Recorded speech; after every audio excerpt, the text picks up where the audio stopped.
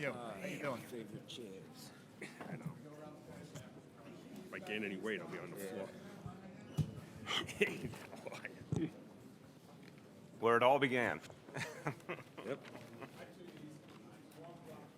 Okay. The other side of the All right, street, we all man. set? Free floor. All right, good afternoon, everyone. Thanks for being here. In a moment, you'll hear from Mayor de Blasio. Then first, Deputy Commissioner Ben Tucker will discuss the NYPD's new Health and Wellness Task Force, which we've directed to develop a comprehensive strategy that ensures the physical, mental, and emotional health of our members. The goal is to raise awareness and to promote a culture of seeking assistance and of empowering others to intervene. Then Chief Monahan will go over the crime stats. Before we get to that, first, I'd like to thank our host here at the Sugar Hill Children's Museum of Art and Storytelling, Jael Sanchez, the Director of Broadway Housing Communities, which is the nonprofit that brought this art museum to underprivileged children in this neighborhood, and artist Lauren Kelly, the museum's Director and Chief Curator. Thank you both for having us here today. Since this museum opened in 2015, it's been a place that teaches civic engagement through everything from the books in its reading nook to the content of the public programs. And what they're doing here is growing another generation of socially responsible, very conscious individuals. And that fits perfectly with the NYPD's neighborhood policing philosophy. To that end, I commend the men and women of the 3-0 precinct, where we are now, for all their hard work. Their commanding officer, Deputy Inspector Lourdes Soto. Just in the last year, the 3-0 has reduced its overall major crime by more than 24%. If you look back to when we began CompStat in the mid-1990s, that reduction jumps to 80%. Over those past 25-plus years, murders have plummeted here by 93.5%. In fact, rapes, robberies, felony assaults, burglaries, grand larcenies, and car thefts are all down in huge numbers. And shooting incidents have dropped more than 93%. I'd just like to point out, however remarkable that really is, think of the lives saved and the families kept intact. We, the NYPD, and all New Yorkers can't ever take this progress for granted. There's still a lot of work to be done here and in every borough throughout the city. For example, citywide year-to-date, shootings are currently up about 7% over last year. But we're precisely focused on the hotspots and the people who are responsible for that violence. It's very fluid work that requires our constant attention, and we're always adapting to circumstances. I remind everyone that this historic crime low New York City sees today is absolutely not promised for tomorrow. None of the things are permanent achievements. They're continuing challenges that require the full diligence of every member of the NYPD and all of our partners in law enforcement and the full and willing partnership of everyone who lives and works together in New York City. Mr. Mayor? Thank you, Commissioner. And Commissioner, congratulations to you, the leadership of the NYPD, all the men and women of the NYPD, and all the community partners who work with the NYPD, because we have more progress to report for the month of June 2019. And as we close out the first half of the year, we see extraordinary progress across this city. There is always more to be done, and there are some areas of real concern. But the big picture is very, very positive. Right now, after 6 months, the safest big city in America is even safer. What's working is neighborhood policing. What's working is precision policing. The combination of the two continues to prove to be the effective formula, and we're going to deepen that effort all over this city. We know we can do it because we've seen it happen consistently. We know it works. But we also know we have to take care of the men and women who serve us. And we have to make sure that every one of them knows that help is available for them. And that's something we're going to talk about today, new efforts by the NYPD and our entire mental health team to make sure that our officers know help is always there, given how important the work they do is and how stressful it is. We want them to know there's always a helping hand. The plan you'll hear about in a moment. You'll hear from First Deputy Commissioner Ben Tucker. But before we turn to Ben, I'm going to go over a few other points, but I do want to acknowledge up front for her extraordinary efforts, our Director of the Office of Thrive NYC, Susan Herman, who in her previous work with NYPD came to know deeply the work that the men and women of this department do every single day. In her leadership of Thrive, she's helping folks all over New York City to get access to mental health services. She's going to play a key role in this effort to make sure we're serving our officers better all the time. I also want to thank our colleagues in government who support the NYPD and support our neighborhood policing efforts so intensely, and they're both really hands-on about it. Congressman Adriano Espaillat, thank you for your leadership. Assemblymember Al Taylor, thank you for your leadership. It is great to be here in the 3-0 precinct. You heard about the extraordinary progress this precinct has made. I want to congratulate all the men and women of the 3-0, and a special shout out, a special appreciation to Deputy Inspector Soto for her leadership. And also, as the Commissioner said, thank our host, Lauren Kelly, and everyone at the Sugar Hill Children's Museum of Art and Storytelling. This is a great community institution, and the Commissioner said it right, an institution that works to amplify the very ideas of neighborhood policing, bringing police and community together in a powerful way. Let me go over just a couple of the important facts. Crime is falling because of the kinds of approaches we've seen here in the 3-0. The deep interaction between our officers and the community. A lot of times people ask to better understand neighborhood policing. I want to tell you a story here from the 3-0 because I think it really makes the point clear. You know, we've known for a long time that our officers can do better if they had deep support in the community, if they had the flow of information. Our officers constantly have to make decisions, and the best decisions are made with the most information. A lot of times it's community residents who can fill in the blank, who can tell them things they don't yet know to help them do their job better. We have an example here recently on West 151st Street between Amsterdam and Broadway. There was an uptick in gang activity. The NYPD became aware of it, but needed more information to address it. Officers from this precinct had already been hard at work building relationships in the community. They deepened those relationships with residents on that block specifically. As that bond deepened, a resident came forward with something very valuable, with video of 2 men with a firearm. That's something that might not have been available previously, but because of the relationships that neighborhood policing is creating, there was a willingness to share that information. The officers were able to identify suspects, arrested them, and got a dangerous gun off the streets. We'll never know what would have happened next had they not gotten that gun, but we know all sorts of horrible things could have happened. We know a life could have been lost, but because of neighborhood policing, because of that deeper dialogue, those officers were able to follow through and get that weapon. That's one small example of something that's happening in every neighborhood in the city right now. And again, kudos to all the leadership here who believed in this vision and have made it come alive. Neighborhood policing is allowing us to make 2019, at this point, we are on track for 2019 to be the safest year on record and to break the records of 2018. We got a long way to go. We will never take anything for granted, but we're setting a great pace this year. That said, there's always challenges like the shooting numbers that we need to dwell on and focus on and address, but the overall situation is very strong. Overall crime, year to date, the first 6 months of 2019 versus the first 6 months of 2018. Overall crime down 5.4% in New York City. Homicides down 13.5%, and that is fewer than any 6-month period on record. The first 6 months of 2019, the fewest homicides of any 6 months ever in our city's history.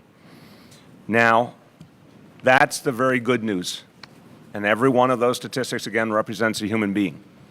But let's talk about the human beings who serve all of us. 6 good people, 6 members of NYPD since January 1st have taken their lives. And that is an unacceptable state of affairs, and we are going to throw everything we have at this problem.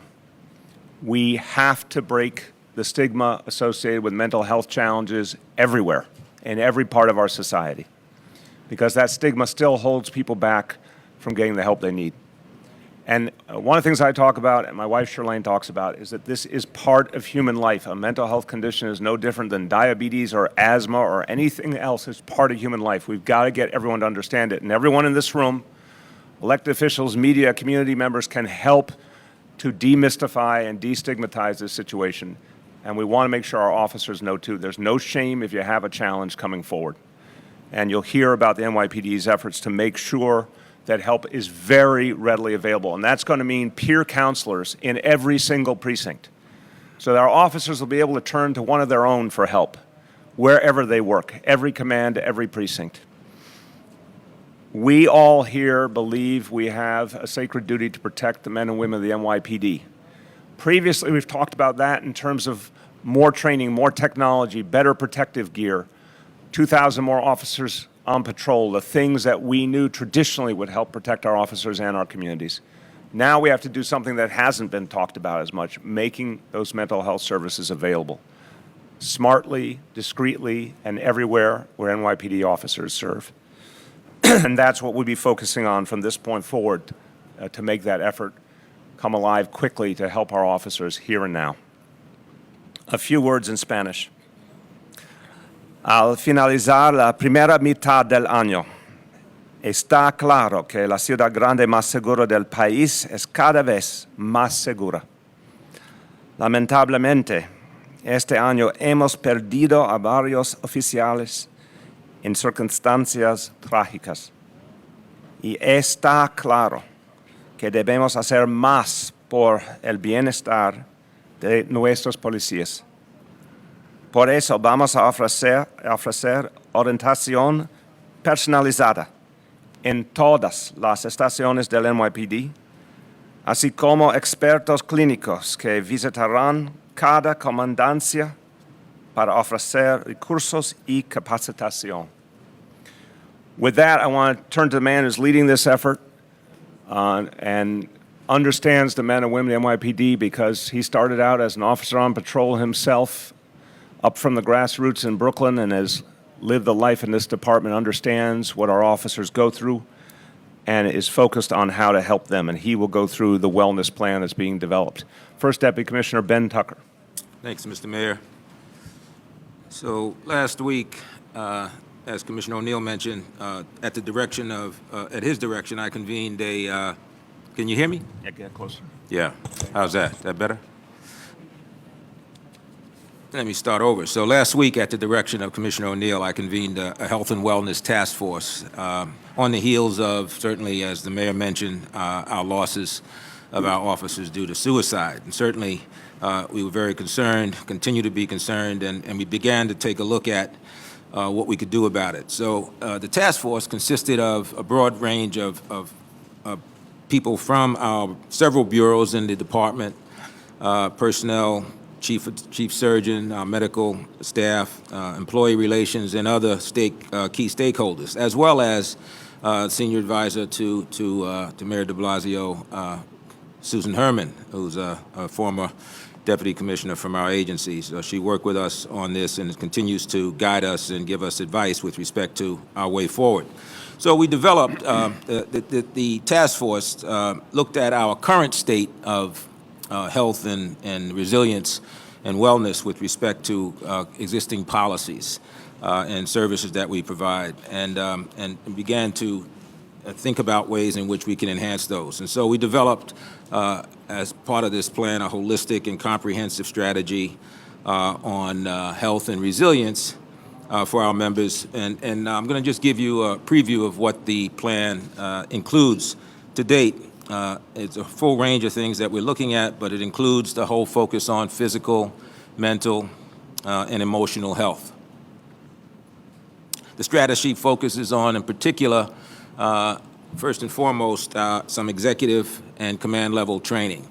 So we will convene a 3-hour training for all uniform and civilian executives in the departments, roughly 800 people. We'll bring those folks together. We'll have experts provide them with information on suicide prevention, but it's much broader than that. While suicide prevention is certainly something we need to focus on, we also focused on, I think, generally what we can do to address the mental health and wellness of our officers in every respect, and how also to intervene. Intervention is really critical to this as well. So we'll be working with clinicians who will help us with respect to our command level training, providing services on a regular basis. Our plan is to have those clinicians working with commanding officers, executive officers at all of our commands, not just our precincts, but also transit and our housing bureau as well. And second, I would mention that we are in the process of further enhancing our capacity to support our officers through what we are going to structure as a peer support mechanism. We hope to, we're still working on it, and it involves a whole range of training for the officers. It also requires us to think about how to recruit those officers, and we're in the process of doing that and seeking volunteers who might be willing to be part of this, this activity. Recruiting volunteers to intervene, to listen, to refer, and to assist our officers when they are willing to share with the peers what the challenges are that they're facing. Peers will be, in effect, a force multiplier to our existing support programs, our employee assistance unit, our employee relations services, the PAPA group that provides services and counseling for officers confidentially as well. And the peers will work as a team along with our department resources, our psychologists, as well as external mental health professionals that we will work with coming through Thrive New York City, or NYC. So they'll receive that training, and then we'll begin that process probably sometime in early September. So that's a preview of what we're doing. We have a number of other issues we're looking at that affect both policies as well as services that we want to provide, and the way in which we provide those services to give our officers every opportunity to take advantage of the services that are provided without feeling like there's a stigma attached to those things. I mean, the goal here is to be as resilient as we can possibly be to provide the services to these officers, even when they don't think they need them, perhaps, or even when they recognize that they need them, but they may be reluctant to take advantage of it, of the services for a variety of reasons, but mostly because of the stigma attached to it, and they're worried about that. We have to fix that. We have to, through the training that we're providing to our commanding officers and all the executive staff, both civilian and uniform, but also to our officers in the precincts, which is why we're focusing there on the command level venture. It's really important that we understand that there's no better way for us to do this than to try to gain trust of the officers, and therefore, if we get that trust and can provide the services that they need and that they require, then the word will go out, and we hopefully will encourage officers to take advantage of that. And as I said, suicide is maybe at the end of that process, but certainly we want to be effective at providing health and wellness services to these officers with any kind of process, any kind of challenge that they're facing, whether it's financial or otherwise. So we're going to do things just a little bit different. If you have any questions about our health and wellness strategy. Yep. Yep. A number of years ago, very recently, to most of us here, the First Lady took over a program that was initiated in New York City Thrive, NYC Thrive. Millions and millions of dollars have been spent on that program. There's been some controversy over whether the money was well spent. I don't know if we've seen the statistics on the results of that. Sometimes it takes a long time to actually see results regarding mental health. But could you discuss how what Commissioner Tucker has just said, how it in fact overlaps or is similar to New York City Thrive, and how this might be different to have more effect than the Thrive program, which we have not seen the results of? Yeah, so we're talking about a health and wellness program for a police department, for a law enforcement agency. And we've been in discussions with Susan Herman, who, as you know, was a member of the New York City Police Department up till probably 6 months ago. She's coordinating Thrive for City Hall, and she's been an integral part of our three-point strategy here. So we look forward to this being effective, and it's starting immediately. I think the executive level training is important. I think the command level training is probably just a little bit more important. Peer-to-peer counseling we'll be doing before the end of the summer. We have to get the program together, and that's where Susan comes in. She's identifying some companies that do that training. and she's really an integral part of what we're looking to do here. And then the third point was services available, and that's where Thrive really comes in, and they're going to help us make sure that if a police officer is having some issues, personal stresses, that they have the availability of resources either internally or externally. And Thrive has got a number of different programs that we're interested in working with them to make sure we keep our police officers as safe as possible. Yep, Rocco. Rocco, you're going to have to speak up. The air conditioning's blowing pretty hard. The 6 who have committed suicide this year have found in reviewing their cases moments in the last weeks or months of their life where now looking back you realize there's a point where someone put in or should have intervened. I missed the last part of what you said, Rocco. Yeah, I got you. Reviewing those cases have found moments in the last weeks or months of their lives where looking back now you realize that was a cry for help.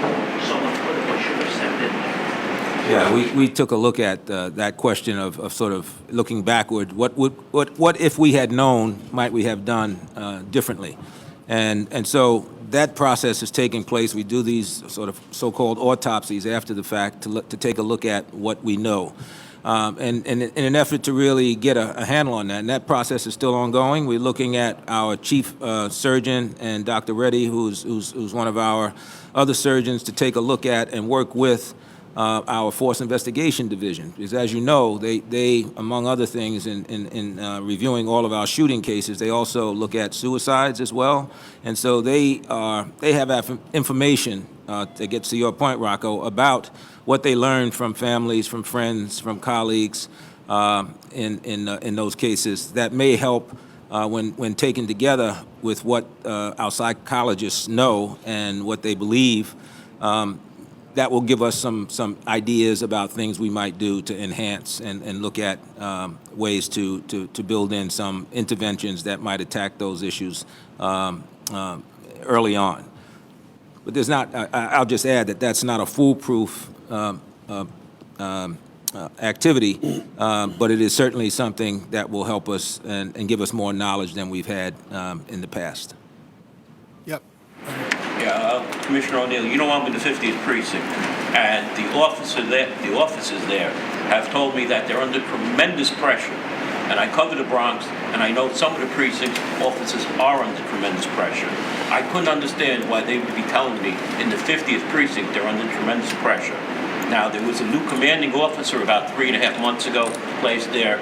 Is he doing anything different from the previous commanding officer? And why isn't this, as Commissioner Ward was saying, why isn't this counseling mandatory? So I haven't heard anything specific to the 5-0. We'll follow up on that. But being a police officer is an extremely difficult job. It's whether you're in the 5-0 or any other 77 precincts, districts, PSAs, wherever you work. You have the stress of the job. You never know who you're going to encounter. You're never going to know who you stop. You're never going to know who's behind that door when you knock on it. And then you have your personal life. So if you're telling me right now that the men and women of the 5-0 need additional help up there, well, we're going to make sure we go up there and take a look and see what's going on. Yep, in the back row. Commissioner, can I just ask you, when it became obvious to you that there was a problem here this year,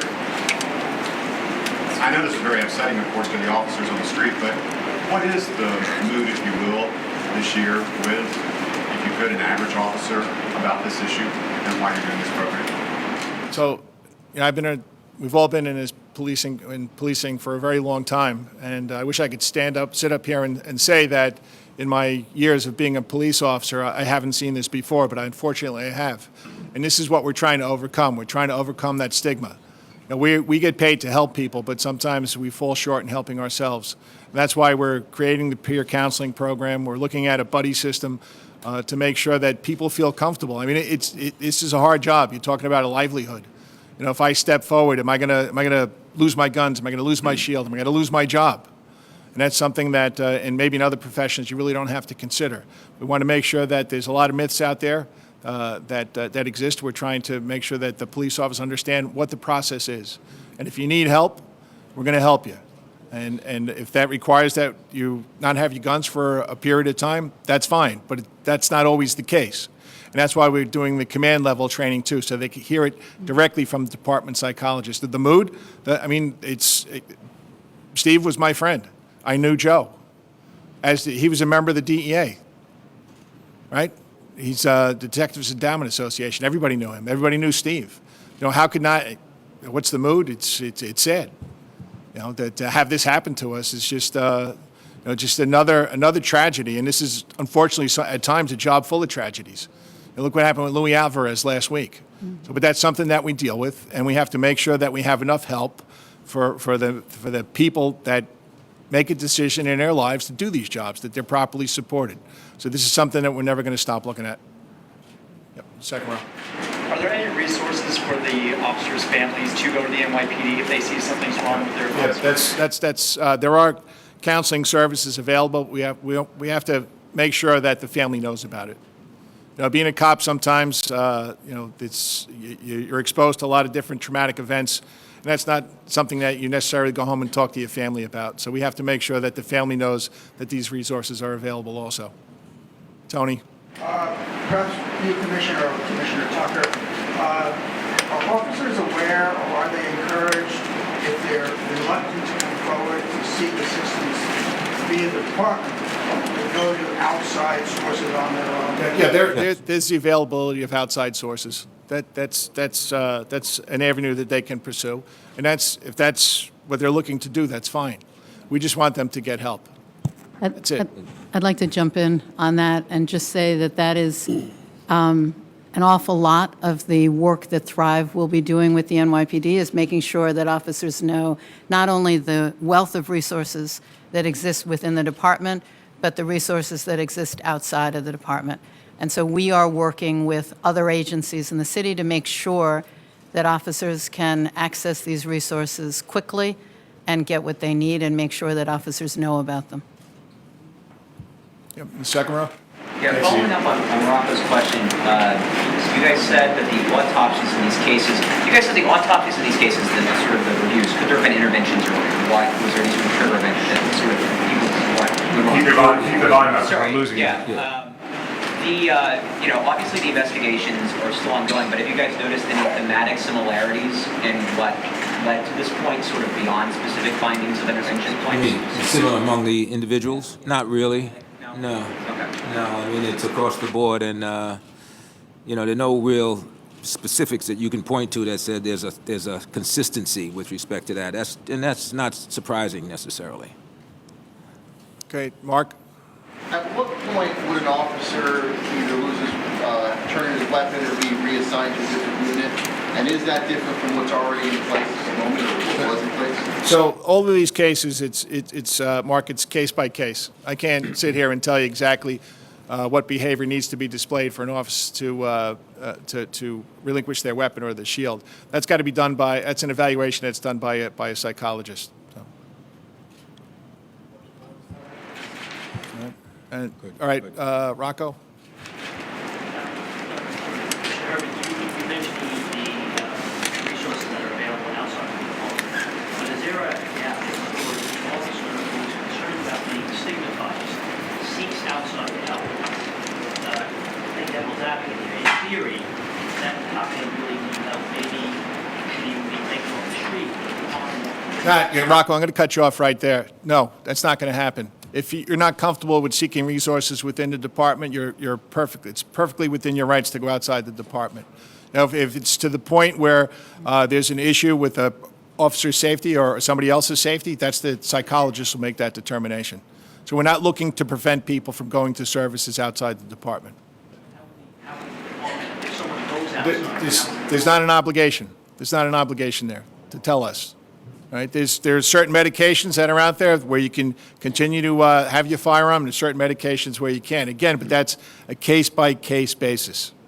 Right? We're all individuals here.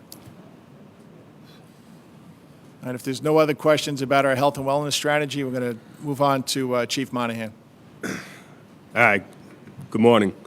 6 months into 2019, I'm proud to say every category of major crime is down in New York City. Overall crime in New York City continues to drop, exceeding last year's historic reductions. Overall citywide crime for the first 6 months of the year is down 5.4%. That's 2,470 less crimes compared to the first 6 months of 2018. The NYPD has accomplished these reductions while also making 13% fewer arrests compared to last year. That's approximately 17,300 fewer arrests.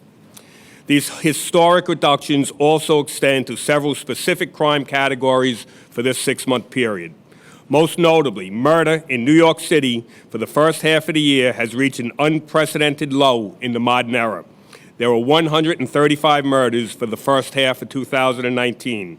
That's a 13.5% reduction from last year, or 21 fewer homicides. That is also one less murder than in 2017, which held the previous 6-month record low with 136. For context, just 10 years ago, there were 206 murders for the 6-month period, 34% more than this year. Additional categories experiencing new record lows year to date are robbery, down 6.8%, burglary, down 13.4%, and grand larceny auto, down 9.5%. The remaining crime categories are also down. Rape is down 2%, felonious assault down 1.9%, and grand larceny down 4%. I am concerned with the amount of shootings that have been occurring in this city. Shooting incidents are up for the first 6 months of 2019 versus 2018. There have been 361 shooting incidents compared to 337 in 2018. That's 24 more incidents than last year, or an increase of 7%. For context, that is still the third fewest number of shootings for a 6-month period since CompStat began, and the third year in a row that we are under 400 shootings for the 6-month period. Prior to 2016, we had never been under 400 incidences for this time period, and there were 545 shooting incidents for the first 6 months of 2015. 51% of all shootings citywide, or 185, are gang-related. 37 of the shooters who we have already identified are on parole or probation. 54 of the victims are on parole or probation. If we look at this borough, Manhattan North is up 16 shootings year to date, 50 versus 34. When we break that down, the majority of those increases happened earlier in the year. In the 3-4 precinct, 9 versus 3, and in the 2-8 precinct, 6 versus 1. For the month of June, we put resources in both of those commands, and there were no shootings in either one of those commands for the month of June. There was one recent shooting over the last week in the 2-8 precinct. When we look at Brooklyn North, looking at the shootings, we see a concentration of violence occurring in Brooklyn North. The borough is up 28% for this year, 101 versus 79, an increase of 22. 20% of the entire city's shootings so far this year have occurred in 4 precincts: the 7-3, the 7-5, the 7-7, and the 7-9 precincts. The 7-5 has had 17 gang-related shootings. The 7-7 has had 11 gang-related shootings. We have been addressing this violence in a number of different ways, including staffing. Our summer all-out program, we sent 80 additional officers to the 7-3, the 7-5, and 7-9 precincts. Also, PSA 3, which covers housing in the 7-9, 8-1, and 7-7, got 25 additional officers. The police academy class that just graduated, we sent an additional 28 officers from our most recent graduating class to these commands. When we look at this, we look at precision policing. Brooklyn North has made the most gun arrests, 512 gun arrests so far this year, or 35% of the entire city's gun arrests. Officers assigned to the 4 commands that I mentioned this year have made 368 gun arrests, or 25% of the city's gun arrests so far this year. This is excellent work by our officers using precision policing, focusing on the few that are willing to carry guns. And we are intimately aware of these individuals. In fact, many of the subjects we've locked up with guns are part of long-term, ongoing investigations with the Gun Suppression Division and the Brooklyn DA's office. Together, we recently conducted a takedown which will be discussed in greater detail later this week at a press conference with the Brooklyn DA's office, where 21 subjects were pre-indicted, 7 of which were already in custody, and we apprehended another 12 last week and will continue to make arrests. Collectively, they are responsible for 2 murders, 3 non-fatal shootings, and 2 acts of reckless endangerment involving the shooting of a firearm, as well as a gunpoint robbery. Some of these individuals have also been present at a number of other acts of violence. When we look at this, we look closely at gun prosecutions. We've mentioned this before in the past in Brooklyn. In the first half of 2019, we've had 158 guilty pleas on gun indictments in Brooklyn. 30% of those, or 47, will be dismissed or sealed because the defendant has gone into a diversion program. 327 days, or 10.9 months, is the average sentence for these 158 gun indictments. We were going to continue to work with the Brooklyn DA's office to build strong cases, and we are seeing improvements in the reduction of the declined prosecution cases in Brooklyn.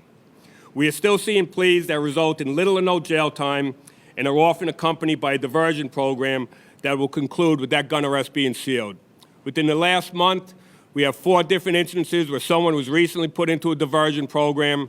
2 of those individuals were rearrested with guns. 1 was rearrested during a search warrant with ammunition in the apartment, and 1 just over the July 4th weekend was arrested for throwing a bottle at a police officer. As I switch to the month of June, for the month of June, we saw the fewest overall indexes for any June in the modern era and reductions in several crime categories. Overall crime was down 3.8%, or 321. That's the lowest ever.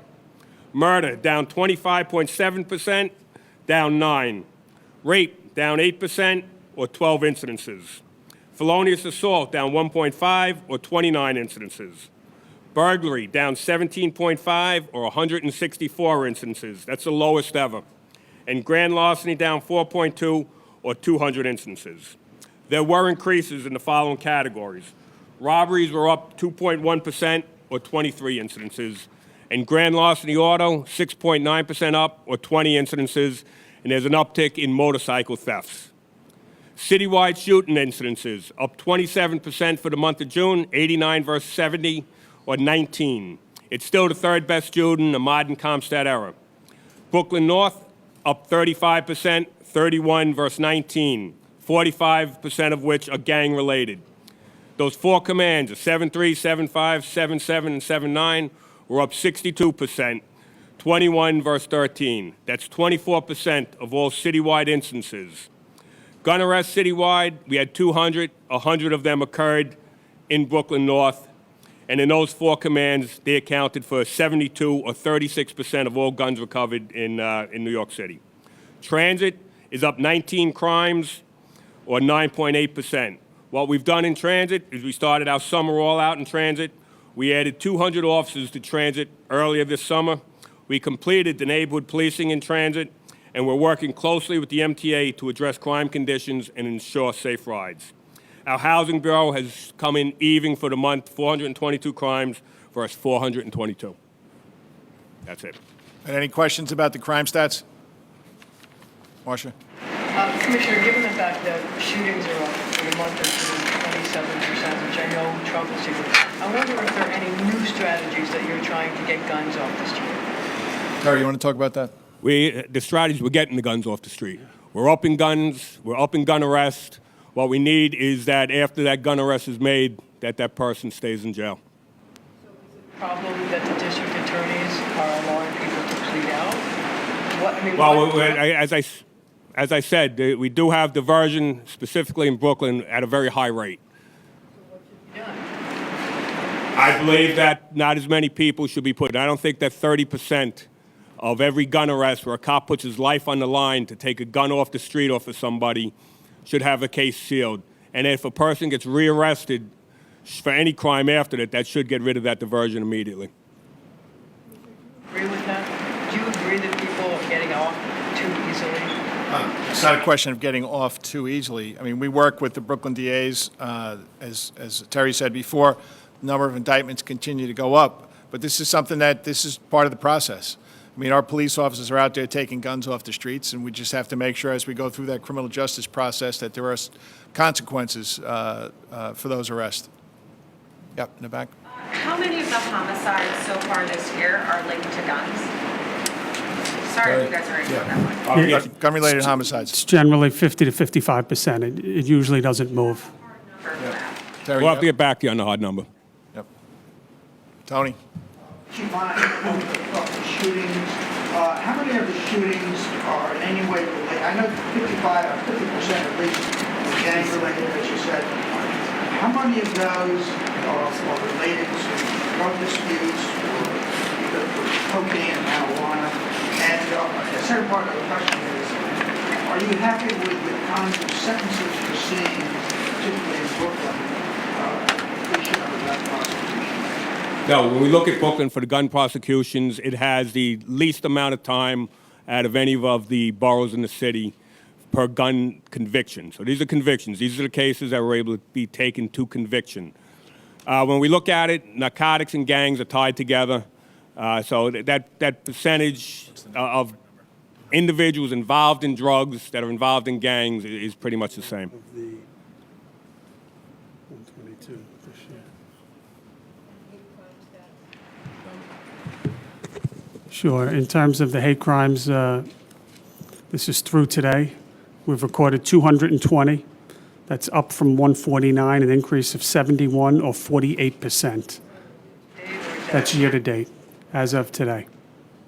And in terms of the homicides that occurred this year by gunfire, it's 52%. That number generally doesn't move much off of that 50 to 55% range. That's a hard number, 62, right? Thank you. Yes. 2 weeks ago on New York 1, you said there was, the mayor said there was going to be more police officers in the Crown Heights, one of the Crown Heights precincts in response to the, I think there was about 7 shootings this year. Can you give me details on how many officers there will be and when they will be dispatched there? What precinct was that? 7-7? Terry, you have those numbers? In the 7-7, what we did, we had taken 5 cars every day from various commands around Brooklyn and putting them on patrol in the 7-7 precinct. In that four commands that I talked about, there are 80 additional officers from all out, 28 officers from the rookie class, and 25 assigned from housing. Yep. Shootings and the guns taken off the street, has anything changed in the last year or so with regard to where the guns are coming from? Or are they still coming through the same pipeline that we hear about? I'm going to have to get back to you to the numbers, but as far as I know, it hasn't changed. Yep. More details on the summer targeted deployments, what neighborhoods you focus on? Yep. Terry.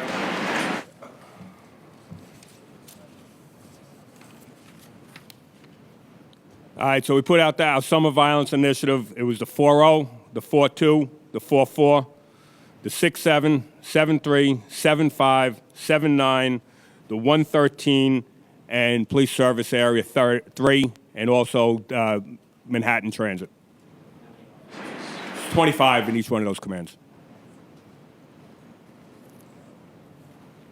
Marsha. Mr. Mayor, this is a question for you. I wonder how you feel about the feelings of the police department that too many people are getting diversion programs in terms of possession of guns, and that you call on the district attorney to change the plea process so more people actually get jail time. Absolutely, Marsha. Absolutely, Marsha. This is something, it's been an ongoing conversation with district attorneys since the beginning of this administration, that we need them to be resolute in gun prosecutions, all the district attorneys, and federal prosecutors as well. And I think to the great credit of the federal prosecutors and the special narcotics prosecutor, we've seen very active follow-through on arrests. We need the 5 DAs to be just as consistent. I agree with Chief Monahan. The men and women of NYPD put their lives on the line. They get these guns off the street. It's supposed to mean something. So we should not confuse the goal of diversion, which for nonviolent offenses is a very valuable tool. It's allowed us to reduce our jail population and help people get back on the right track. But when a gun is in the equation, Marsha, it's a whole different ballgame.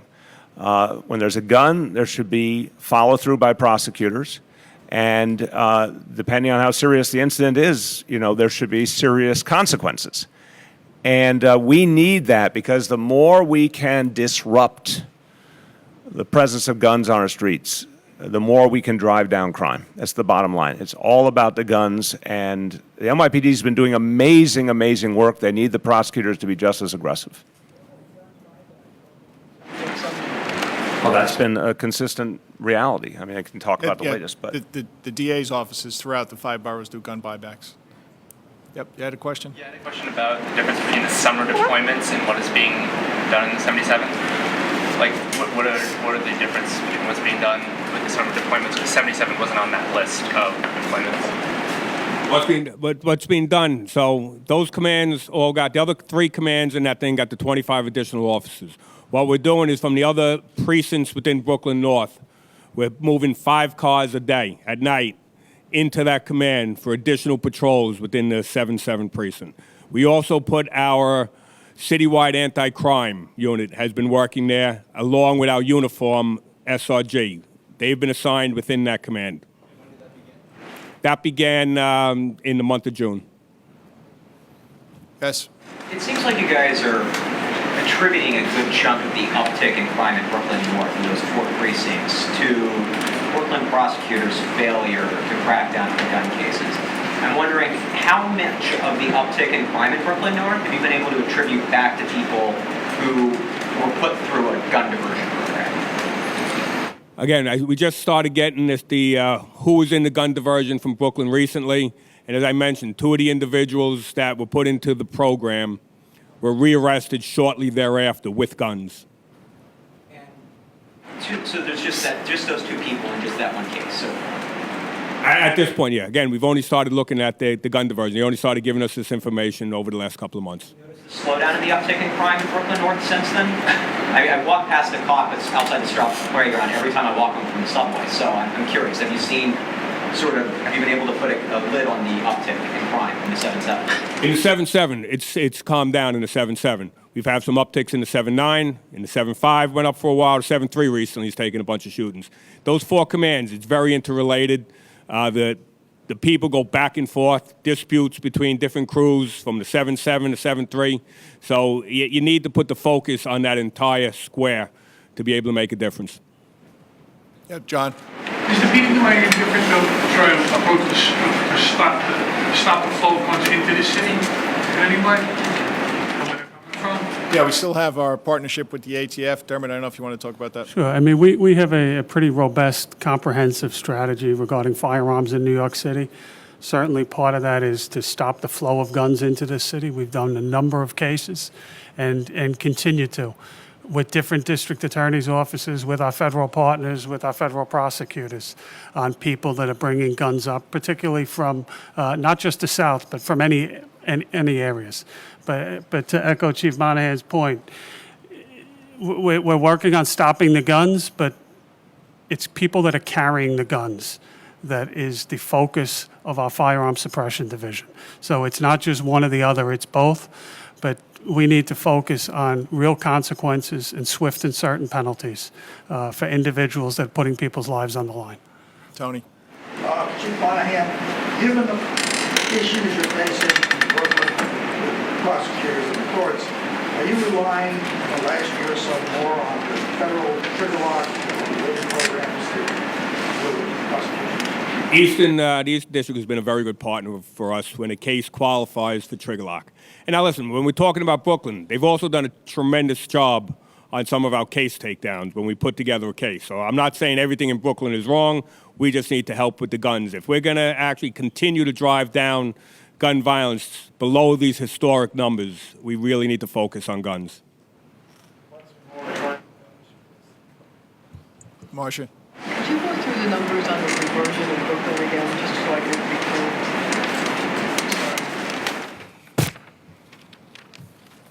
All right, 158 guilty pleas on gun indictments.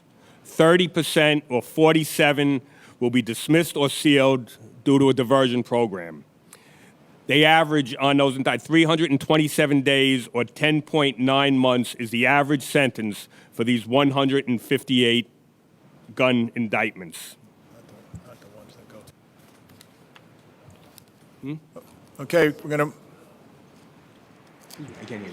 Sentences are too low. Yes, the average sentence in Brooklyn is the lowest of all the boroughs.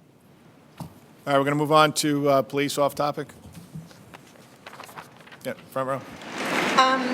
Are you familiar with the incident a couple of days ago where officers in an SUV squad car cut off a cyclist? And is that a proper use of force? I'm familiar with the incident. The bicycle operator blew through numerous red lights. Police officers were looking for him to stop. I didn't see video, but from my understanding is the police cut in front of him. He dismounted from the bike, and the bike crashed into the police vehicle and got stuck under the police vehicle. Listen, bicyclists have to operate bicycles responsibly. Vehicle operators, drivers have to operate their vehicles responsibly also. So this is, again, I think it was the press conference last week. You have a 3,000-pound vehicle versus a 20, 30-pound bike. I understand the difference, but there's an onus on everyone involved here to make sure that they're operating their, whatever they're driving or riding responsibly. Yep. And right here. I'm just curious why you think that there's an equal responsibility between a citizen on a bike and a police officer in a car. You'd think that police officers would have more of a responsibility not to cut off cyclists or abide by rules. We have to act responsibly, but the person on the bike has to act responsibly too. When they're asked to pull over, they need to pull over, not to continue to blow through red lights. Tony. Off the bicycle issue, I think with Chief Chan, this is probably the right question for him. In terms of the summonses you give to cyclists, to keep that data as to the kinds of infractions they commit in the course of the business that we'll see. Do you have any indication of the numbers of summonses you give to cyclists for, I guess it's motor vehicle offenses or vehicle offenses? Sure. I'll answer it in two parts. The Bicycle Safety Initiative started on July 1st. It's running all the way through till July the 20th. That's 3 weeks. But what happened is that we understand that our bicyclists and our pedestrians are certainly the most vulnerable on our city streets and roadways. So therefore, we will continue to focus on the safety of our bicyclists and our pedestrians even after this initiative concludes. But for the time period, it's a combination of parking summons, moving violations. Our officers and agents out there issued 2,160 parking summonses to vehicles that are blocking our bike lanes, which will prevent our bicyclists from traveling freely on them. That's a 75% increase in that particular category. And we understand that they're concerned for the bicyclists. We've issued 935 compared to 728. But as the Commission mentioned before, and part of the our campaign for Vision Zero, on the bumper stickers of all our taxis, you'll see your choices matter. The safety of our safety is really a matter where it's a shared responsibility. Bicyclists are active participants on the roadway. So it's important that they follow the rules and regulations and certainly traffic lights and things of that nature. Second row. As part of the initiative to keep cyclists safe, should the NYPD be using force against cyclists who commit traffic infractions like running red lights? NYPD officers should act responsibly and use their best judgment. Using force? To take a bicyclist down? You'd have to ask me a specific incident. Cyclist is running red lights. So is it okay for a cyclist to run a red light, continuously to run through red lights? Endangering pedestrians, endangering themselves? Is it? I'm asking you. I'm asking you, is it okay for a cyclist to continue to blow through red lights? I bicycle every day. You have to ride responsibly. That's the point. Every incident that where there's an NYPD officer involved and somebody gets hurt or there's damage, we take a look at it to learn from it. It's not always easy to make the best decision possible when the situation's ongoing. Like I said before, these are very difficult jobs. Support force is an option if the officer judges that the situation requires it. It's up to the individual officer to make that decision. Do we want them to use force? No. We want cyclists to comply. That's what we want. Let's remember, as we understand this incident, I have not seen video either, but that the officer warned the cyclist apparently repeatedly. I mean, there has to be respect for when a law enforcement officer says you're doing something illegal, you need to stop. If the individual ignores that, it's a different dynamic. John. Commissioner, they had for the second time, a flag at Harlem Ball was burned in a hate crime incident. Is there any progress on that investigation in the first incident or the second yet? Yeah, so about a month ago, we had the first incident. We did put out some video that was recovered, but honestly, the video was from far away. It was a little tough. We believe there's a good chance that the individual resides somewhere in that community, and that's based on a number of factors. About 1 o'clock this morning, we had a similar incident at the exact same bar. We are out there canvassing as we speak, and we're relying on the community here as well. To anyone with any information, we'll be cycling back that original photo as well as any others that we get from this incident to please call with any tips, no matter how small they are. Jennifer? There's a call out on the internet. On Tuesday, there's going to be a die-in at Washington Square Park to protest the cyclist deaths, and the call is to get all the cyclists out riding lawfully through the streets, and they think that having cyclists out in force will in effect gum up traffic. Can you comment? Can I comment about that? So this is New York City. People are free to express their ideas and their opinions. That's the beauty of New York City. If this is a cause that people are willing to take up, they just have to do it responsibly. Listen, bottom line, I'm looking to keep cyclists safe. I don't want anybody to walk away from this press conference thinking that's not my primary concern. We've had 15 bicyclists killed so far this year. That's a concern to me. Personally, that's a concern to the NYPD. You have a follow-up right here? I wanted to ask the mayor, is he satisfied with the ticket blitz and the 3 weeks of enforcement, et cetera, et cetera? Oh, it's going to continue. I want to be very, very clear. The 3 weeks was the initial time frame to get it up and running. I want it to continue to the point that we're absolutely satisfied that it's made a long-term impact. Remember, when we started Vision Zero, I want to remind everyone, Vision Zero was meant to be a very, very big, ambitious initiative to change behavior and to protect people in a way we never did before as a city. And obviously for 5 years we've seen it working. This crisis situation with the bikes worries me deeply. And we need to do something different. So we're going to be blitzing on those bike lanes in addition to all the enforcement we had done previously in terms of speeding, failure to yield, which affects bicyclists and affects pedestrians. All of that is going to continue. But I want to see this go on an ongoing basis till we're satisfied it's making a lasting impact on behavior. Vision Zero is about changing behavior. We need to make sure that we do things that will have a lasting impact here. And I also want to say about the commissioner, he is a bicyclist. As he said, every single day. He understands this very personally. But he also understands that everyone has to be part of the solution. We need everybody following the law. Yep. Does the city keep track of how many city vehicles are faulted if they are for parking or standing in bike lanes? Tom, do we have that number? Separately, offhand, I would have to look into that to see if there's a source. If it's tracked? If a department vehicle receives a summons, they will have to adjudicate that summons, but we don't necessarily track how many offhand. Yep. Rocco. Commissioner, if you had a chance to watch a video that emerged over the weekend in the Department of Comment.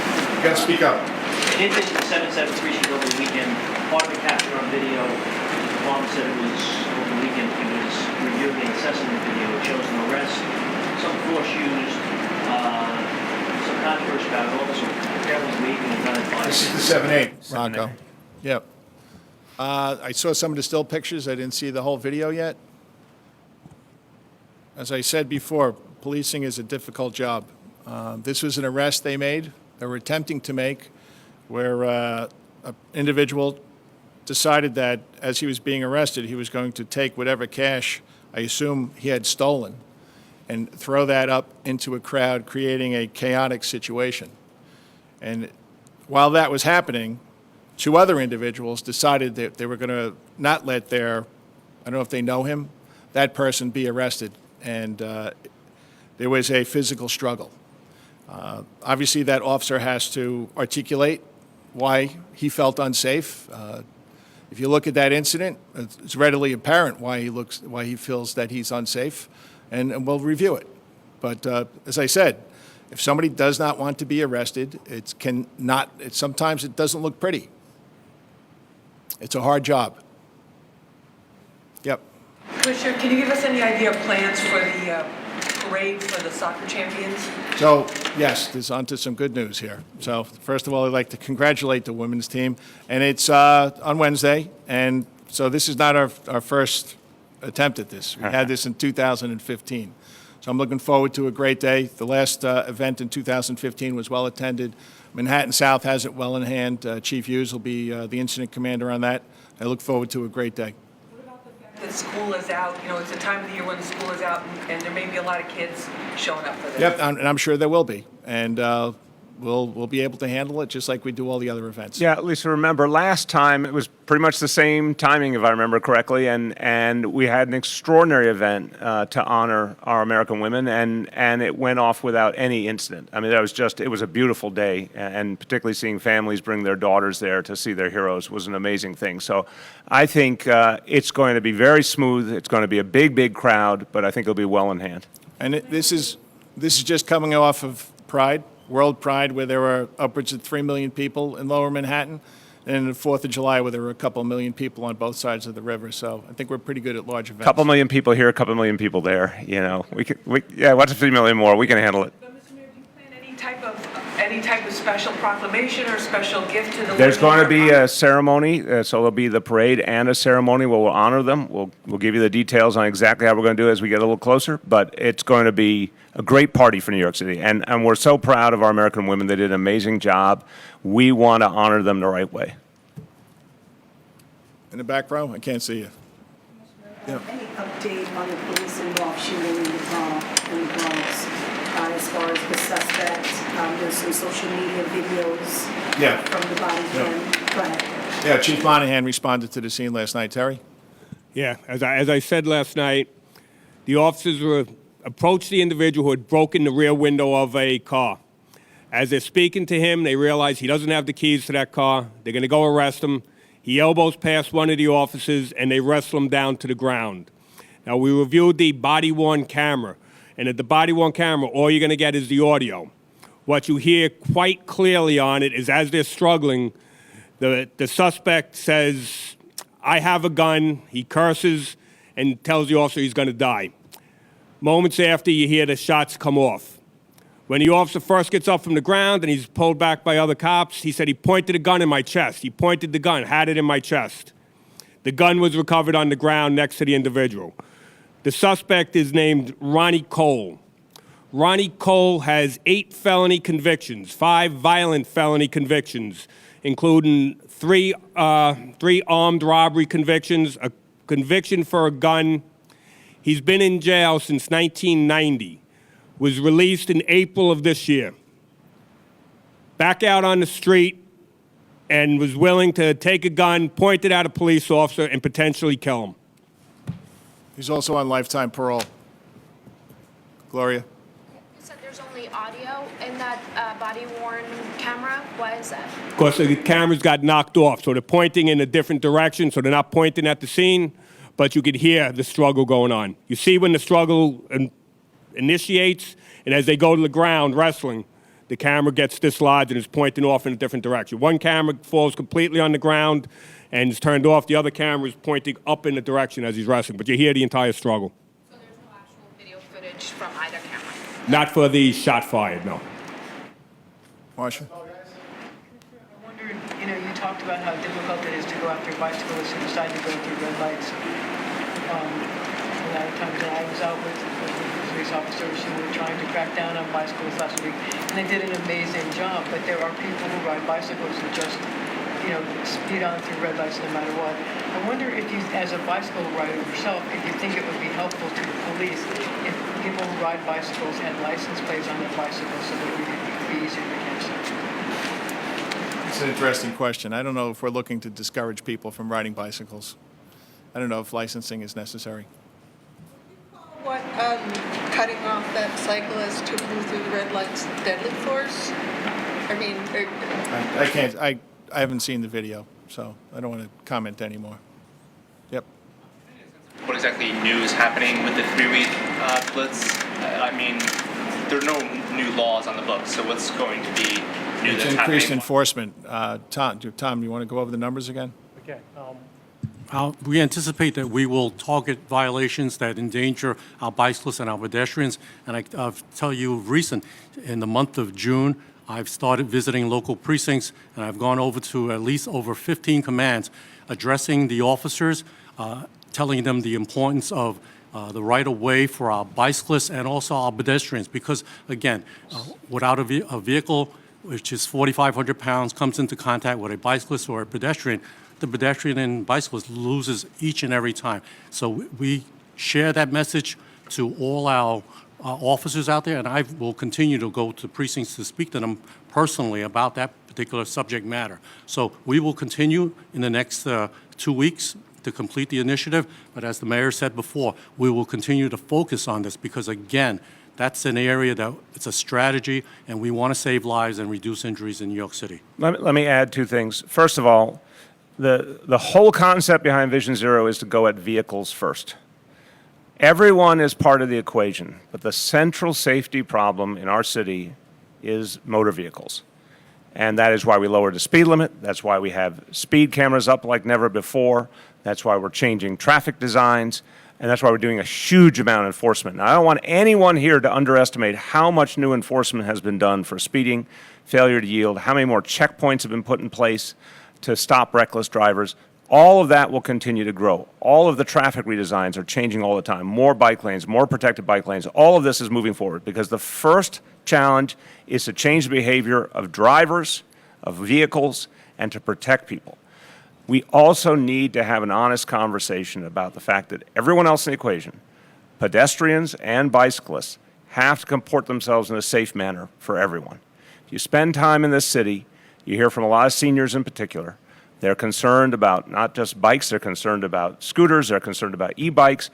There's kind of a misshapen conversation happening in this city. We're not having an honest conversation about the fact that a lot of people feel afraid for different reasons, and everyone needs to take more responsibility for protecting each other. But the first thing we always focus on in Vision Zero is the motor vehicles. Second thing I want to say is that this effort to clear out the bike lanes and make sure that they're usable by our bicyclists, it will be ongoing until I am convinced and the commissioner is convinced that it's having a full enough effect. So again, so the initial concept was to do it for a period of weeks. I'm saying I'm changing those rules. We're going to keep doing it as long as we need to do it to make sure that we really turn the corner on this crisis. I want to see things change, and so we're going to keep it in place until we're sure that things are changing. What's gone wrong in the first part of the year? What's your diagnosis of the We don't have, it's similar to what the first deputy commissioner said earlier. From what I have heard, there's no single pattern here. There's no, it's horrible. It's a series of tragedies, but we take every one of them seriously. But what we do know is what continues to solve the problem, because again, you can't do something for 5 years in a row and it works all 5 years and then suddenly think it doesn't work. It does work. Vision Zero works. It's a lot more enforcement. It's just continuing to pour on the enforcement, more traffic redesigns, more speed cameras, huge X factor here. We're going to have a number of school speed cameras like we've never had in history, thanks to the state Senate and the Assembly. So you're going to see more Vision Zero activity will happen in 2019 than any previous year. And overall, I think it's going to make us safer. But this is a living, growing idea. It's going to keep getting bigger and bolder every single year. And this issue of the bike lanes, we have to address forthrightly, and we will. All right, who hasn't asked a question? Who's got their hand up? Hasn't asked a question? All right, in the back row. Yep. On that note, do you think it would be helpful for vehicles that collide with bikes, for those drivers to face more consequences than they currently do? Yes. I've always felt that. And you know, the city council's taken some important actions and the legislature's taken some important actions, but there's still too many situations where drivers get away with too much. There's still a lot more we need to do to toughen up our laws. You'd like to see that change, given the cases that we've seen so far this year? I'm still, you know, I believe I'm on firm ground saying that we pointed the way with the legislature, for example, on the folks with medical conditions, and we didn't get all the results we needed there. That's one I hope they will take up next year and follow through on. But I think there's a host of proposals about toughening the penalties when someone is killed. I think that's the right direction. I don't have a specific bill number to tell you, but I think that's the direction we need to keep going in. Yeah. Gloria, hold on. You'll be the last. Gloria? I don't know if you have anything on this yet, but there was a pedestrian who was killed in Brooklyn, corner of Coney Island and Church Avenue. He was struck by a car. The car was making a right turn and collided, excuse me, with another car. Just wondering if there's anything on that yet? That case is being investigated by our collision investigation squad. Approximately 10 o'clock this morning, we have a vehicle. It was a, I believe it was a Honda, a blue minivan traveling on Coney Island Avenue, and on Church Avenue made a right turn onto Coney Island. No, Church Avenue made a right turn onto Coney Island Avenue. The operator of the vehicle was 63 years old, and the pedestrian that was struck was female, 49 years old, and she expired as a result of her injuries over in Maimonides Hospital, so it's still being investigated at this time.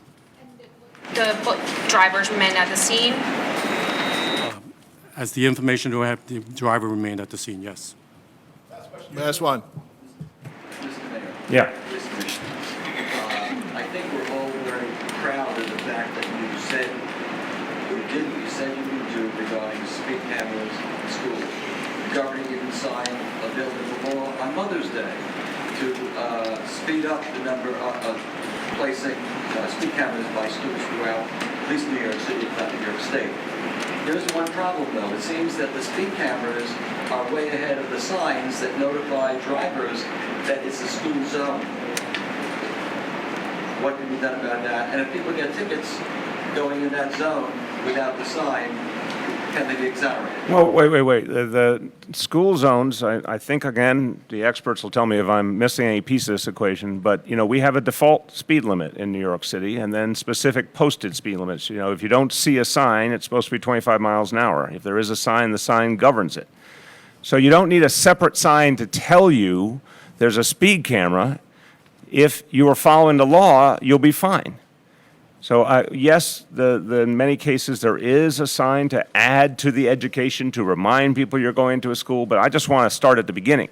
If you're near a school, slow the hell down and follow the law. It's pretty simple. Actually, even if you're not near a school, slow down. Yeah. Okay, thank you. All right, we're gonna switch over.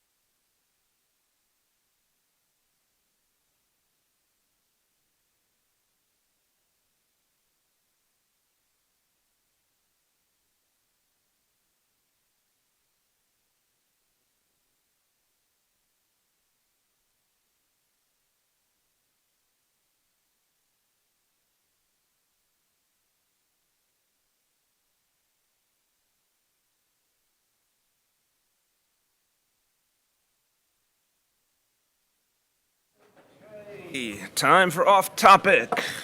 Who's up? Anna. For the last week or so, the Park Slope Y has been shut down because of water contamination. I'm Yes. wondering where you're working out or if you're taking a little summer vacation. There is no vacation, Anna. You never stop exercising, let me tell you that.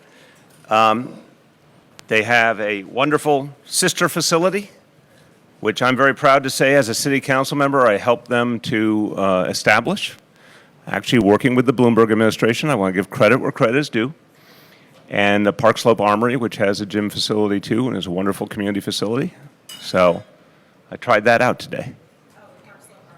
Yeah, it's part of the Y. It's another Y in the area. Indeed, very good memory. Fond memories. All right, yes. The local community board and Bronxborough President Ruben Diaz have voted against the new Bronx site for the jail. It's on the tow pound, which could be contaminated from whatever's there. And then you have to move the tow pound to another site which hasn't been announced yet. What happens if you don't get the tow pound site for the jail? What happens? But we're absolutely convinced we can accommodate the tow pound elsewhere. We need to do borough-based jails. The council member supports it. The council speaker supports it. I support it. And we're going to keep moving forward. We're finding a location on public property. Yeah. Can you give an update about the plans to honor Louis Alvarez with the Kansas City? Yeah, I spoke to his wife and his siblings at the wake and said to them we want to do it in a time and place that works for them. They were very, very appreciative that the city was honoring him in this fashion. He certainly deserves it. So we're going to figure out if they want to do it at City Hall or however they want to do it. We'll work with them and we'll do it in the coming weeks. But he is someone who, has done something for the ages that is going to help so many New Yorkers, and we're going to honor him with the key to the city, so he'll be a part of this city's history. So among the 10 highest paid members of your administration, women earn 81 cents to every man's dollar. This is nearly double the New York State pay gap. Why is this? It's an absolutely aberrant way of looking at things. Well over 50% of the top executive positions in my administration are held by women. That's been true since day one. Clearly, those pay levels are consistent when it comes to deputy mayors, commissioners, et cetera. Those are set pay levels. There's a few roles that have different pay levels because of the nature of their work. Things like the head of health and hospitals, the head of Department of Education. Those happen to be held by men at this moment. That's what creates the statistic you're putting forward. But if you actually look at the facts, look at the 3 out of 5 deputy mayors who are women, look at my chief of staff who's a woman, look at all the commissioners who are women, there's pay equity when you look at parallel realities. Again, you've got a handful of very specific roles that get paid differently than everyone else, and that is throwing off the equation. It just doesn't accurately present what the reality. The reality is look at all the major roles in administration, and you'll see consistent pay equity. Yes, Gloria? So you put out the conclusions of the recommendations for dealing with the medallions. Yes. And I just wondered if first you could talk generally about what you found and what the next steps are. But there are also some questions today about why the city isn't doing the bailout, which is what a lot of what the advocates and the industry have been asking for. So I guess if we could just hear your explanation for that. All right, let me talk to those two issues, broad strokes, and then my colleagues from the Taxi and Limousine Commission can speak to any specifics you need. So I have been working closely with taxi drivers for years. When this administration came in, we sort of saw the end of a period in which the yellow cab industry was very strong and our drivers were doing reasonably well, and then we saw the world change very, very suddenly. We've tried in a lot of ways to address those changes and protect our drivers. I wish the law that I favored in 2015 had gotten passed by the City Council. I think it would have made a world of difference. We finally got it done in 2018. We finally have a cap on the for-hire vehicles. We finally have a minimum wage for our drivers. We're finally addressing the ways in which the big for-hire vehicle corporations have exploited drivers and therefore hurting all other drivers. But we've also seen tragedies, and it's very painful. And we're going to do everything we can to help all drivers to address their financial reality, to renegotiate their debt if that's what will help them, or get mental health services if that's what they need. Whatever we can do to help them within our power, we will. The review that was done focused on an area where we have some real ability to have an impact that previously was not the focus of the concerns we heard from drivers, which was the brokers. The brokers came out in a very extensive piece of investigative reporting by the New York Times, and I think for a lot of us was eye-opening about a particular problem that had not been previously on the front burner. We did the review. We found there are real problems with the brokers. We're taking steps to address that, and there will be, I think, individual consequences for some brokers who have done the wrong thing. There's still investigations going on, but we saw already one individual who wasn't a broker but was involved in the industry and did illegal acts has already been arrested. I think you'll see other people facing very serious consequences. And tougher rules are being put in place for the brokers. We do not control the lenders, and that's the heart of the problem. That's state and federal regulation, and I think that's where some of the biggest problems emerged, and it was something we didn't see nor could we reach. In terms of the question of bailout, the honest truth is it's something we can't reach. We do not have the capacity as a city to provide that. I wish we did, but we don't. That's just the truth. Now, if you have any follow-up specifically about the review, these folks can help out. First, on the bailout, the industry and the advocates say that you are, basically the number that you are saying will cost to pay for a bailout is a lot bigger than what they have estimated. So I'm wondering if there's any opening here for you to negotiate with them, if there's a willingness to review those numbers. I have to be honest, and the people want honesty from me. We just went through a budget process where for the first time we asked agencies to find savings and efficiencies on a high level. And for example, the Department of Education had to reduce spending by $100 million in that exercise. We're doing that on top of a number of other savings initiatives. We are at a point where we're not able to add a substantial new expenditure to our budget. It's just not possible. There's a lot of other things you could think about in trying to assess a situation like this, but I think it begins with the honest truth. We're not in a position to do it, but we are in a position to help in a lot of other ways, and we will. I'm sorry. My last question is just if you could talk about.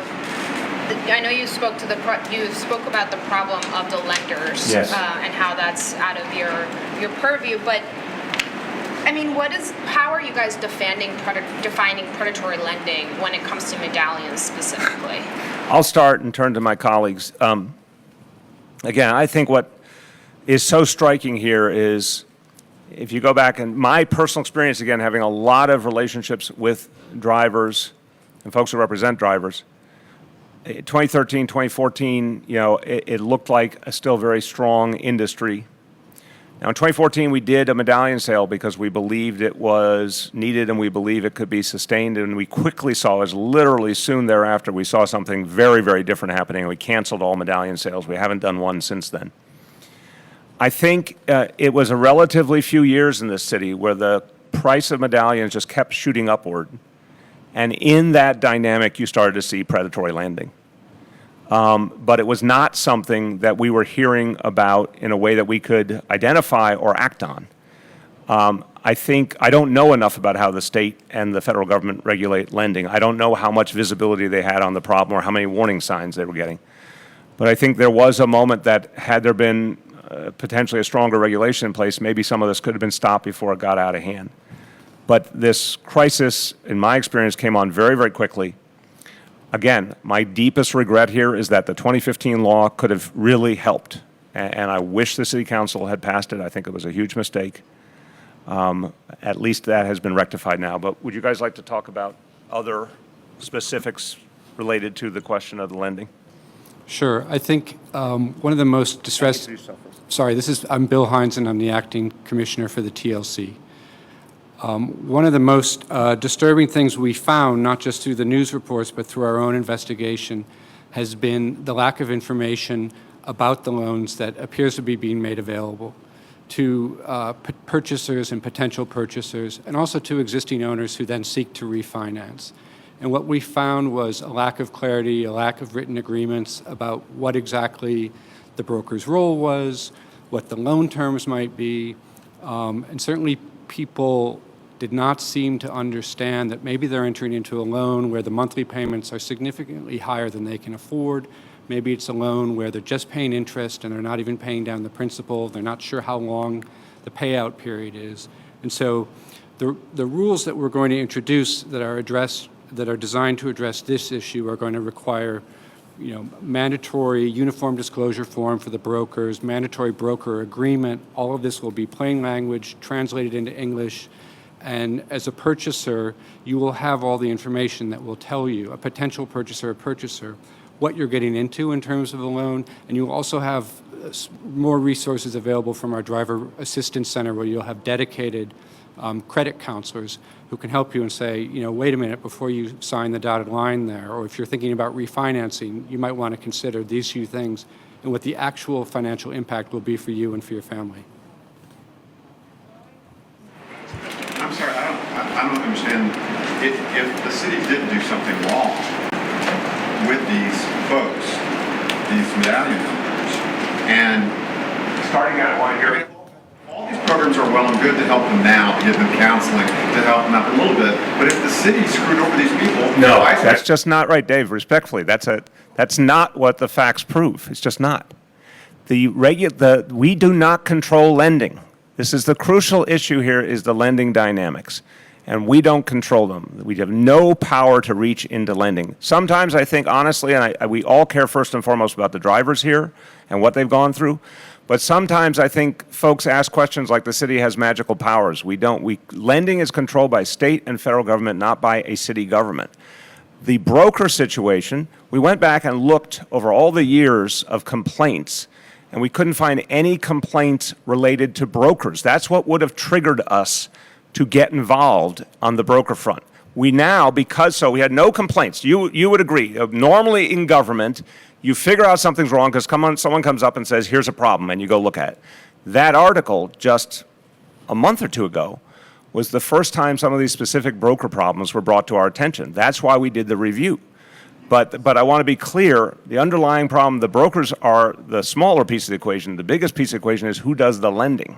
The city or the state or whoever should or could step in to help out these folks financially? I've been really honest about what the city can and cannot do. I think there should be an equal, and it's a very valid question, an equal attention paid. We've done a full review on the one area we regulate, which is the brokers. We should demand of the state and federal government that they do an equivalent review of the lenders, and then be evident what they could have or should have done in terms of lenders. Did they have visibility on a problem that they could have acted on? If so, they should do something about it. If they did not, that's a different reality. But we've got to get that piece of the picture, and so far we don't have it. Please. With the Queens DA race, there's been some accusations of potential fraud with the recount process, specifically with the affidavits. I'm wondering if you can comment on two things. One, just your general thoughts on how that process is going, but also, at this point, are any of those accusations credible? Is the city looking into it? So here's what I'd say. We're talking about the New York City Board of Elections. If someone makes an accusation about the New York City Board of Elections, I take it on face value. I would never sweep that under the rug. I'd never ignore it, because there's been too many really troubling situations with the Board of Elections. So I have not seen anyone provide a specific set of evidence, but I would say if there's an allegation that something was not treated fairly by the board, it should be absolutely investigated and taken seriously. And again, the state of New York has jurisdiction over the Board of Elections. I think they need to look at it right away, because it's a very important office we're talking about, Queens DA. They should take it very seriously. That said, I have not seen a specific piece of evidence to confirm any of these charges. And as I understand it, there's still a lot of affidavit ballots to be reviewed, so we don't know where this is going. But right now, I think we have to worry about the confidence of people in the outcome. So I would urge the state of New York to get all over this right now to make sure everything is kosher, to make sure everything's being handled properly so that when the outcome finally becomes clear, the people of Queens believe it's accurate. Yes? Mr. Mayor, regarding that same contested election in the primary, but with regard to one of the candidates who has expressed during her campaign that she would not prosecute people arrested for what might be known as low-level or what used to be called broken window crimes. How do you think that, number one, how that make police officers feel if they're obligated to follow the law and arrest people for some of these crimes?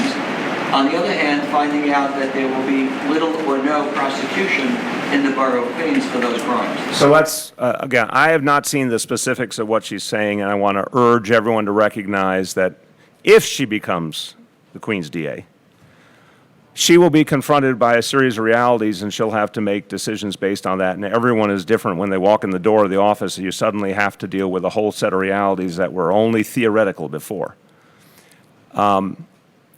But on quality of life policing, which I believe in 110%, and that we continue to practice in this city, we have moved away from arrest in many situations to a summons as a better option, even in some cases a warning determined by officer discretion.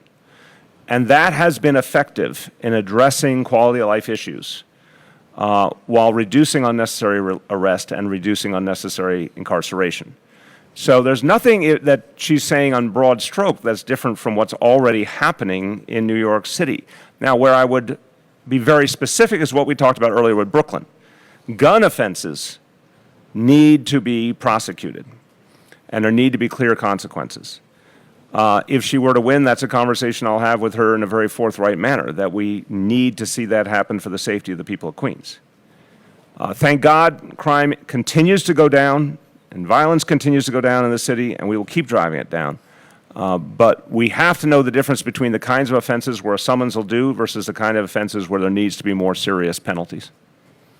Yes? The Post got its hands on some documents that showed that health department inspectors found conclusive evidence of lead in 3 dozen Nycha apartments and let the authorities skate on making repairs. What do you make of the situation, and should those apartments be covered in the sweep that you guys are doing right now? Yeah, that's not what we're doing anymore. In other words, I don't agree with any decision to contest the health department's findings, and we've said that is now a rule, that Nycha will not contest findings, will follow through immediately on any directive from the health department. And every one of those apartments, we are going to go back and apply the new technology, the XRF technology, to review the findings with better technology and come to a final decision about the status of that apartment, I'm sorry. What do you make of Nycha contesting? You're banking on XRF devices to clear 135,000 apartments. And your housing authority spent a decade contesting every single finding reported by an XRF device. How do you square those two? How does it go from being entirely unreliable in Nycha's view to being the thing that you're going to use to prove whether or not once and for all apartments have lead? I think that, again, the simple reminder of the history. There was a point before I took office where the kind of lead inspections that should have happened stopped happening. When we found out the extent of the problem, we turned everything 180 degrees in the other direction. We announced a Vision Zero approach to lead, not just for public housing, which, as you know, is a very small part of our lead challenge, but an approach that's going to reach deep into private housing, too, and all elements of our city. We want to eradicate lead paint exposure in New York City once and for all. It's down 90% since 2005. We want to eradicate it. That is our goal right now. The XRF testing allows us to do something that was never possible in the past, to definitively say if there's a lead problem in an apartment or not. So far, we started the XRF testing in Nycha on the buildings presumed to have the biggest lead problems, historically presumed to have the biggest concentrations of lead. And already what we're seeing with the testing is about 25% of those apartments in those buildings do not have a lead problem. I think as we continue throughout all the 135,000 apartments, we're going to find, thank God, that a number of apartments do not have a lead problem. We're going to be able to take all of our resources and focus on the ones that do. But the reality you describe accurately from the past is an unacceptable reality today. We will not allow any contesting of health department results. We want immediate follow-up in the case of all families if we find something, immediate action taken on the apartment, and the best technology to determine what the real situation is. So to me, it's a never-again situation. We are now saying the policy of the entire city, not just in Nycha, all elements of city government, is a vision zero approach to lead, and I think we're going to be able to pull it off because we're throwing a whole lot at it. Obtained in a story we wrote last year showed that top levels of City Hall were briefed about Nycha's failure to properly conduct lead inspections in the spring of 2016. The documents that we reported on today showed that this policy of universal contestation extended until at least the end of 2017. When did City Hall become aware of the universal contestation? Again, I'm not going into specific dates because I can't do that off the top of my head. I can only, and my colleagues will follow up. I can only say this to you. As each part of the equation became clear, we acted on it. And most importantly, we went to an entirely higher place by naming Catherine Garcia as our lead czar and asking her to address lead in all elements of life in New York City. The plan she put forward, there's no precedent in the United States of America for the plan she put forward. It is a total eradication plan. It is being implemented as we speak. So the bottom line to me is, as each part of the equation became clear, we acted, but more important than that, we said, let's go now and look at everything and come up with a plan for total eradication. That's what we have now. Okay, let me get some other. My friend, I'll come back to you. You've had a lot of time. Don't worry, I'll come back. Go ahead. I was curious about the outcome of the city's June 24th visual lead inspection in classrooms. How many summer school classes were relocated, and how many classrooms have to be remediated? And will you make the inspection results public? Yes, on making results public. I have asked our team to put out a very public accounting of all lead inspections done in our schools. From what I have seen over years working with the Department of Education, this has been an area of strength where the lead inspections have been done very consistently and have not seen specific instances where there were problems.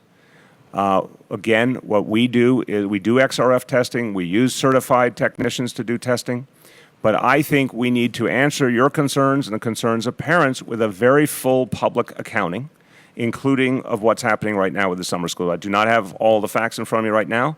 I'm going to ask my team to get them out this week, what we do have, and then we'll continue to put out regular reports as we do more testing. Classrooms have been I'm not confirming anything until I get the specific facts. I'm confirming to you that I really believe the DOE has been very rigorous in its testing, but I want people to be able to see it school by school and see all the details on the issues you're raising. Yeah.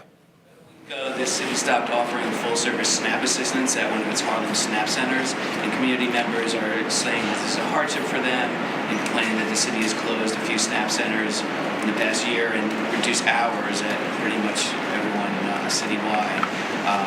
What are your... So let me say two responses. The first is what has happened with SNAP or food stamps is more and more people are accessing them and renewing them either online or by phone. So the need for those in-person appointments is being greatly, greatly reduced. And that's a good thing. That means that people are getting the help they need, the food for their families much more easily without having to wait in a line, without having to travel. But it's also changing the reality of those offices. There, in that instance, is another office not too far away in East Harlem if someone really needed to go in person. But I also want to be clear, the second part of the answer. We have to keep tightening our belt going forward. What you all witnessed in the 2019 budget process was a series of new savings initiatives because we recognize that we're at a point now where we really have to level off and address these issues. So if we see an office, for example, that doesn't have anywhere near as much business as it used to, and we can achieve the same thing in a more efficient manner by phone and online, we're going to do that. Is that there's no community engagement done by the city prior to these decisions being made. Do you think that that should? I would argue that, again, we always want community engagement. We always want to make sure that we're talking to people. I can't confirm what the engagement process was. My team will follow up with you on that. But I will say to you that we have a mandate to use the taxpayers' money well. And if we come to a conclusion that an office is not serving the function that it used to, we have to act on that, especially if we know that people are getting served in a different way. Anything over here? I'll come to you. Hold on. I owe you, and I owe you if you have a follow still. Let me see. Last call over here, and now over here. Okay. Mr. Mayor, something that has not been discussed here today. During your administration, you and the First Lady have been out of New York City more than ever before. You are a candidate for the Democratic nomination, perhaps for president. You are a very big supporter of New York City being a safe. There's a lot of whereases in this question. I'm trying to keep track of all the assumptions here. Go ahead. If you were successful in a debate with perhaps current President Donald Trump, how would you address the need to support allowing immigrants, one, to come into our country with some plan, and number two, a roadmap for citizenship? Excellent question. I'll give you the simple version. 11 to 12 million people here, which is one of the greatest don't ask, don't tells in American history. And it didn't just happen. It's been that way for decades. This is dysfunctional. Well before Donald Trump ever got here. Totally dysfunctional. The American business community would be the first to quietly tell you that they could not get their work done without undocumented immigrants. I've been spending time in Iowa. They cannot harvest their crops without undocumented immigrants. I mean, this is ludicrous. We need a comprehensive immigration reform with a pathway to citizenship for the people who are here, period. And then we need to be able to create a system for people legally coming in to do work, whether they become citizens ultimately or just come in as workers. There's no way this country will be able to advance economically if we don't do this. The irony of this whole debate is that the right wing has made this a cause of fear for everyday Americans, that immigrants are going to take their jobs or make them have to pay more in taxes. It's all a big lie. These immigrants are part of the backbone of our economy. They don't make a lot of money. Our economy wouldn't function without them. I said in the debate, and I meant it, we need to make very clear to American citizens who are feeling stressed economically that the immigrants didn't do it to them, the big corporations did it to them, and the 1% did it to them, and we need to really change that discussion, because when we do, we'll actually get to comprehensive immigration reform. So I think that's what most Americans want. The polling's pretty clear. They're sick of this fight to nowhere, and I think we can get there. I think if I had the occasion to debate Donald Trump, I would point out what a liar he is, that he is telling the American people that immigrants are their problem when they're not, and he's the best friend the 1% ever had. So he's aiding and abetting the folks who really created the problem. Okay, last call here. Go ahead. So to those 36 families in those apartments where health inspectors, by the city's own records, found conclusive proof of lead, is the city going to do any outreach to this? Yes, we have to. I want the health department to go back to each and every one of them, evaluate the situation with their children, and see if they need any help at all. If they need it, we'll provide it to them. What did the city know about this? You missed your opportunity with the people who knew who were here before. I'm sorry, I can't help you on that. Thanks, everyone.